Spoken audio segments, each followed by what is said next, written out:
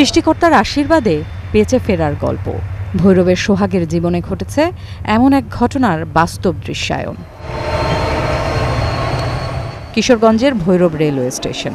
যাত্রী রেমিটেন্স যোদ্ধা সোহাগ ঢাকার টঙ্গী আসবেন, উদ্দেশ্য ওমানের ফ্লাইট।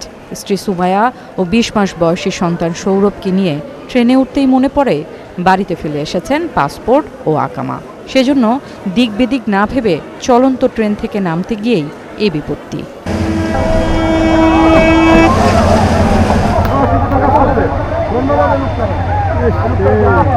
বোরখার সাথে পেঁচিয়ে স্ত্রী পড়ে গেলে হাত থেকে ছিটকে যায় বাচ্চা। সাথে সাথে বাবা সোহাগ ঝাঁপিয়ে পড়ে প্ল্যাটফর্ম ও ট্রেনের মাঝখানের সরু ফাঁকা জায়গায়। সন্তানকে বাঁচাতে বাবার আপ্রাণ চেষ্টা।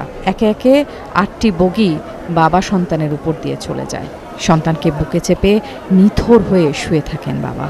নিশ্চিত মৃত্যুর হাত থেকে অলৌকিক এক বেঁচে ফেরা।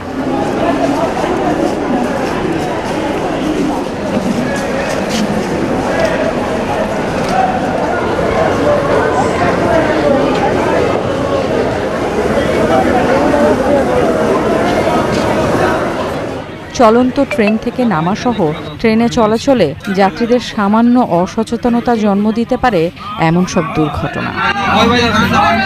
ফারহানা ন্যান্সি, ৭১।